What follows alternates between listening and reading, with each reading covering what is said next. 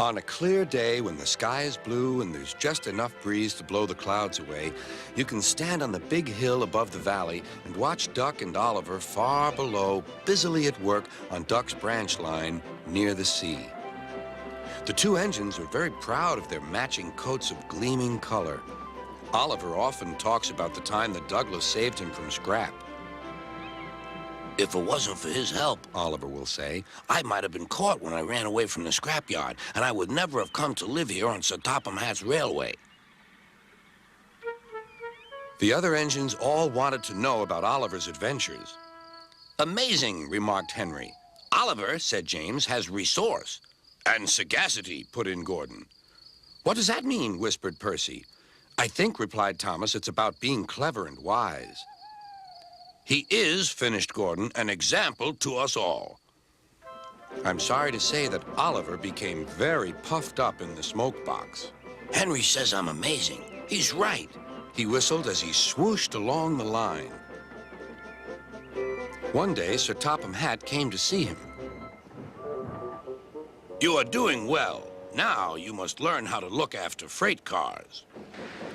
Every wise engine knows that you cannot trust freight cars. The other engines warned Oliver, but he took no notice.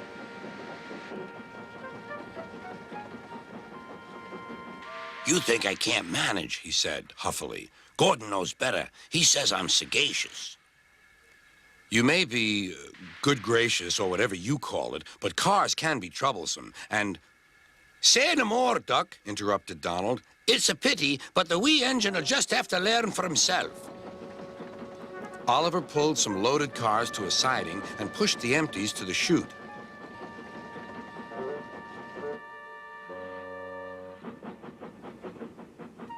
Then he came back to take the loaded cars away. But they were comfortable and didn't want to move. What right has he to poke his funnel in here? We want Duck. Or Donald. Or Douglas. Look sharp, puffed Oliver.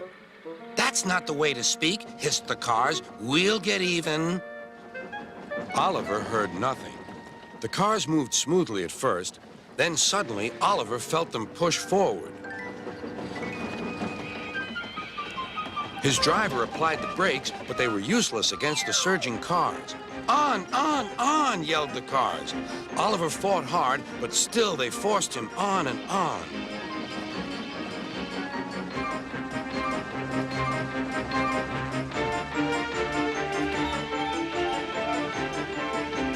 At last, the cars grew tired. I'm winning, gasped Oliver. But it was too late.